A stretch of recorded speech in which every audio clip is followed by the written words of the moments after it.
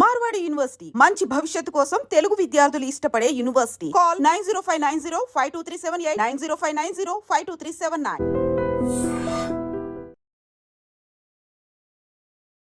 నమస్తే, welcome back to IT media. మన ఆయుర్వేదం ప్రోగ్రామ్కి అందరికీ స్వాగతం. మోకాళ్ళ నొప్పులతో బాధపడే వాళ్ళు, కీళ్ళు నొప్పులతో బాధపడే వాళ్ళకి ఈరోజు చక్కటి ఒక మంచి వీడియో అందించే ప్రయత్నం చేస్తున్నాము. ఓవర్ వెయిట్ ఉండడం వల్ల బోన్స్ అంటే మోకాళ్ళు త్వరగా అరిగిపోవడం, లేకపోతే ఇలా ఒకవైపుకి వంగి నడుస్తూ ఉంటారు. బరువుని టాలరేట్ చేయకుండా శరీరం ఇలా వంగిపోయినట్టు నడుస్తూ ఉంటారు అన్నమాట చాలామంది. సో మోకాళ్ళ నొప్పులు ఉన్నప్పుడు, కీళ్ళ నొప్పులు మనకు ఉన్నప్పుడు మనం ఎలాంటి ఆరోగ్యం ద్వారా ఇవన్నీ సెట్ చేసుకోవచ్చు? ఇప్పటికే మెడిసిన్ వాడుతున్నా పర్వాలేదు, అలాగే సర్జరీ వరకు సజెస్ట్ చేసిన వాళ్ళు కూడా ఈ ఆహారాన్ని ట్రై చేసి కొంతవరకు ఈ సర్జరీకి వెళ్ళే అంటే చెప్తున్నామని అందరూ కూడా సర్జరీకి వెళ్లకుండానే తగ్గిపోతుందని కాదు, మీ బాడీ టైప్ నుంచి మ్యాక్సిమం కొంతమందికి సర్జరీ వరకు వెళ్లాల్సిన అవసరం లేకుండా డైట్ ఎలా పాటించాలో ఈరోజు తెలుసుకుందాం. ప్రస్తుతం మనతో ఉన్నారు చిట్టుపొట్ల మధుసూదన్ శర్మ గారు, ఆయుర్వేద వైద్యులు. నమస్కారం అండి. నమస్తే. ఎలా ఉన్నారు సార్? బాగున్నానమ్మా. సో ఓవర్ వెయిట్ వల్ల మోకాళ్ళ నొప్పులు వస్తాయని అందరికీ తెలిసిందే. కొంచెం బాగా స్టౌట్ పర్సనాలిటీ, చాలా లావుగా ఉన్న వాళ్ళలో కంపల్సరీ వచ్చేది మోకాళ్ళ నొప్పి, ఆ బరువుని మోయలేక. మరి దీన్ని మనం డైట్ ద్వారా ఏమైనా సెట్ చేసుకోవచ్చా? నొప్పులు తగ్గించుకోవడం అనేది సాధ్యపడుతుందా ఆహారపు అలవాట్లు మార్చుకుంటే? చాలా వరకు సాధ్యపడుతుందమ్మా. సో ఈ కీళ్ళ నొప్పులు, అదేవిధంగా ఈ మోకాళ్ళ నొప్పుల సమస్య తగ్గేందుకు మంచి డైట్ ప్లాన్ ఉందమ్మా. నేను చెప్పినటువంటి పద్ధతిలో డైట్ ప్లాన్ ఫాలో కాగలిగితే చిన్న వయసులోనే మోకాళ్ళ నొప్పులు కానీ, కీళ్ళ నొప్పులు కానీ, ఎముకలకు సంబంధించినటువంటి సమస్యలు రాకుండా ఉంటాయి. ఒకవేళ వయస్సు వచ్చినటువంటి వాళ్ళలో, అంటే దాదాపు 30-40 సంవత్సరాలు దాటినటువంటి వాళ్ళలో ఇలాంటి సమస్యలు ఏమైనా ఉన్నా అవి తీవ్ర రూపం దాల్చకుండా ఉంటాయి. సమస్య మరింత జటిలం కాకుండా ఉంటుంది. అట్లే మీరు అన్నట్లు చాలా కొంతమందిలో అయితే ఆపరేషన్ పరిస్థితి కూడా లేకుండా మేనేజబుల్ వరకు కూడా కొంతమందిలో ఉపయోగపడుతుందమ్మా. ఇవన్నీ మనకు సైడ్ బెనిఫిట్స్ ఉంటాయి. కాబట్టి ఈవెన్ ఆ స్టేజ్లో కూడా ప్రయత్నం చేయదగ్గ మంచి డైట్ ప్లాన్ నేను చెప్తానమ్మా. సో యాక్చువల్గా ఏంటంటమ్మా, ఈ కీళ్ళు అదే ఎముకలు దృఢంగా బలంగా ఉండి, కీళ్ళ సంబంధించిన సమస్యలు, ఎముకలకు సంబంధించిన సమస్యలు రాకుండా ఉండి, వచ్చినటువంటి సమస్యలు తగ్గాలంటే కొన్ని రకాలైనటువంటి ఆహారాలు బాగా తీసుకోవాలమ్మా. సో వాళ్ళు ఏ రకమైన మందులు వాడుకున్నప్పటికీ ఇప్పుడు నేను చెప్పేటువంటి ఆహార విధి విధానాలు పాటించడం వల్ల మరింత సమర్థవంతంగా ఇవి వాటికి ఉపయోగపడతాయమ్మా. ఆ యొక్క సమస్య తగ్గేందుకు, మోకాళ్ళ నొప్పుల సమస్య, కీళ్ళ నొప్పుల సమస్య తగ్గేందుకు దీనికి యాంటీ ఆక్సిడెంట్స్ చాలా ప్రధానమ్మా. సో ఈ సమస్య రాకుండా ఉండాలన్నా, వచ్చినవి త్వరగా తగ్గాలన్నా యాంటీ ఆక్సిడెంట్స్, అదేవిధంగా ఒమేగా-3 ఫ్యాటీ యాసిడ్స్ అని చెప్పేసి ఉంటాయమ్మా. అవి ఒకటి, విటమిన్ డి ఒకటి, కాల్షియము, ఫాస్ఫరస్, మెగ్నీషియము, ఇలాంటివి ఉన్నటువంటి ఆహారాలు ఎక్కువగా తీసుకోవడం వల్ల మంచి ప్రయోజనం చేకూరుతుందమ్మా.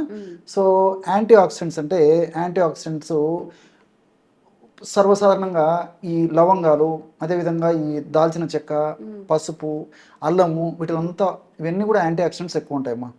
ఫర్ ఎగ్జాంపుల్, నేను చెప్పినటువంటి పద్ధతిలో వారంలో కనీసం ఒక్కసారి కానీ 2 సార్లు కానీ ఈ యాంటీ ఆక్సిడెంట్స్ ఎక్కువ ఉన్నటువంటి యొక్క పదార్థాలను ఉపయోగించేసి ఒక డికాక్షన్ తయారు చేసుకుని తాగడం వల్ల ఈ మోకాళ్ళ నొప్పులకి, కీళ్ళ నొప్పులకి చాలా అద్భుతంగా సహకరిస్తాయమ్మా. రాకుండా వచ్చినటువంటి కూడా త్వరగా తగ్గిపోయింది కూడా ఉపయోగపడతాయి.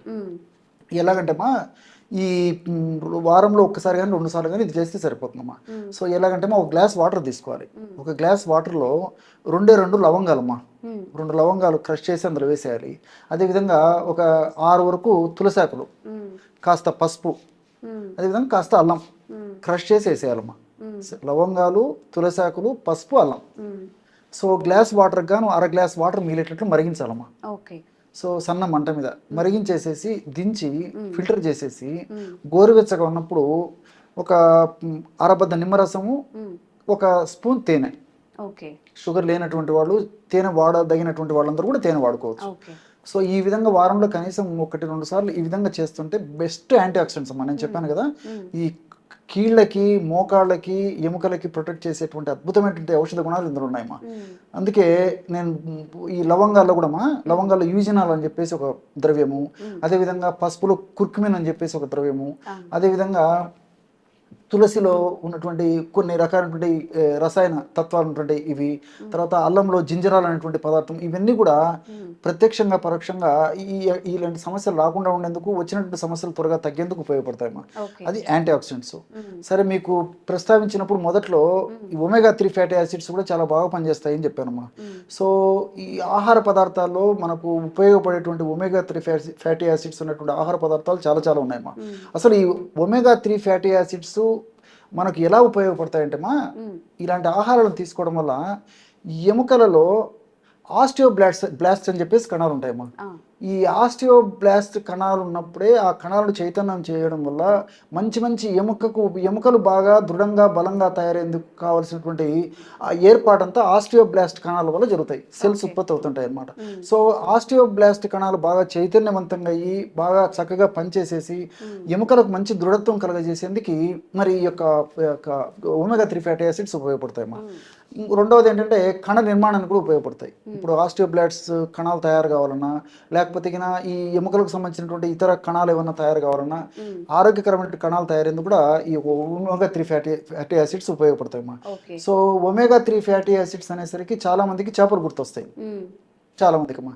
సో చేపలే కాకుండా మరి ఆక్రోట్ పప్పులో ఒమేగా-3 ఫ్యాటీ యాసిడ్స్ విపరీతంగా ఉంటాయమ్మా. చాలా మందికి ఐడియా ఉండదు. అదేవిధంగా చియా సీడ్స్ అమ్మా. ఈ చియా సీడ్స్ లో కూడా ఒమేగా-3 ఫ్యాటీ యాసిడ్స్ బాగుంటాయి. అట్లా అవిసె గింజలమ్మా. సో అవిసె గింజలు కూడా ఒమేగా-3 ఫ్యాటీ యాసిడ్స్ బాగుంటాయి. సో ఇలాంటి వాటిని ఆహారంలో ఎక్కువగా తీసుకోవడం వల్ల ఉన్నటువంటి సమస్యలు త్వరగా తగ్గుతాయి. ఇలాంటి సమస్యలు అసలు రాకుండా కూడా ఉంటాయమ్మా. సో ఒమేగా-3 ఫ్యాటీ యాసిడ్స్కి అంత శక్తి ఉందన్నమాట. అట్లే విటమిన్ డి అని చెప్పాను కదమ్మా. ఈ విటమిన్ డి ఏంటంటే మనం తీసుకున్నటువంటి ఆహార పదార్థాలు ఉన్నటువంటి కాల్షియంను, రక్తంలో ఉన్నటువంటి కాల్షియంను త్వరగా రక్తంలో కలిసేందుకు ఉపయోగపడేందుకు ఈ యొక్క విటమిన్ డి ఉపయోగపడుతుందమ్మా. మన దేహంలో ఎప్పుడైతే విటమిన్ డి సరిగ్గా ఉండదో అప్పుడు కాల్షియం టాబ్లెట్స్ టన్నులు మింగినా, కాల్షియం ఉన్నటువంటి ఆహారము మనం బస్తాలు తిన్నా ఏ మాత్రం 1 ఇంచు కూడా దేహానికి ఉపయోగపడము. అదంతా వేస్ట్ కింద వెళ్ళిపోతుంటుంది అనమాట. సో విటమిన్ డి అవసరం. విటమిన్ డి అంటే మరి సూర్యభగవానుడు ప్రత్యక్షంగా ఆయన కరుణిస్తానని చెప్పినప్పటికీ మనం ఆ భాగ్యానికి నోచుకోలేకపోతున్నాం.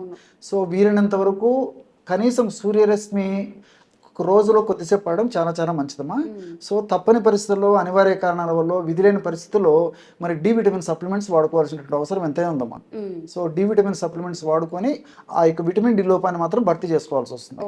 సో కొంతమంది విటమిన్ డి సప్లిమెంట్స్ అనేసరికి సార్ ఏదో ఆహార పదార్థాల గురించి చెప్తున్నాడు, మళ్ళీ విటమిన్ డి సప్లిమెంట్స్ వాడుకోమని చెప్తున్నాడు అని చెప్పేసి కూడా కొంతమందికి డౌట్ వస్తుంటుందమ్మా.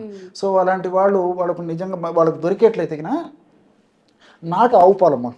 నాటు ఆవు పాలు జున్ను వారంలో కనీసం ఒక్కసారి తీసుకోగలిగితే ఈ విటమిన్ డి సప్లిమెంట్స్ వాడాల్సినటువంటి అవసరం ఉండదమ్మా. సో అలాంటి తీసుకోగలిగినటువంటి వాళ్ళైతే ఇలా తీసుకోవచ్చు. మరి విధి లేని పరిస్థితుల్లో, మరి తప్పని పరిస్థితులు అయితే విటమిన్ డి సప్లిమెంట్ తీసుకోవాల్సి వస్తుంది. సో కాల్షియం మన దేహానికి ఉపయోగపడాలి, ప్రేవులు పీల్చుకోవాలంటే విటమిన్ డి కావాలమ్మా. అట్లే కాల్షియము, తర్వాత ఈ ఫాస్ఫరస్ కూడా చాలా చాలా అవసరమ్మా. సో ఎముకల నిర్మాణానికి కానీ, ఎముకలు గట్టిగా ఉండదని కానీ, కీళ్ళ భాగంలో ఇతర అనారోగ్య సమస్యలు రాకుండా ఉండేందుకు కానీ, అదేవిధంగా కీళ్ళ భాగంలో మరి కార్ట్లేజ్ బాగా ఆరోగ్యవంతంగా ఉండేదానికి కానీ, కీళ్ళ భాగంలో మంచి ఈ సైనోవియల్ ఫ్లూయిడ్ అని చెప్పేసి గుజ్జు అని చెప్తారమ్మా.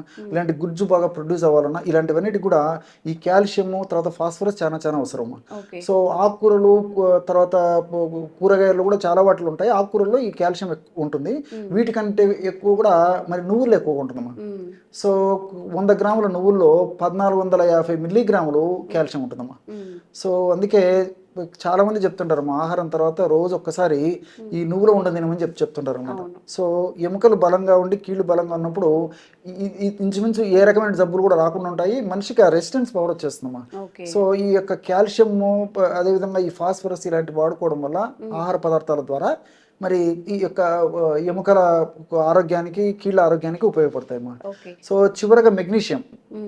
సో మెగ్నీషియం కూడా కీళ్ళ భాగంలో ఇన్ఫ్లమేషన్ రాకుండా ఉండేందుకు, కీళ్ళ భాగం బాగా ఆరోగ్యవంతంగా ఉండేందుకు, కీళ్ళ భాగంలో ఉన్నటువంటి ఈ యొక్క కండరాలు ఏవైతే ఉన్నాయో అవి సంకోచ వ్యాకోచాలు బాగా జరిగేందుకు, కీళ్ళ భాగంలో గుజ్జు బాగా ప్రొడ్యూస్ అయ్యేదానికి, ఈ రక్త ప్రసరణ బాగా సజావుగా ఆ ప్రాంతాల్లో జరిగేదానికి ప్రత్యక్షంగా పరోక్షంగా మెగ్నీషియం కూడా చాలా చాలా అవసరమ్మా.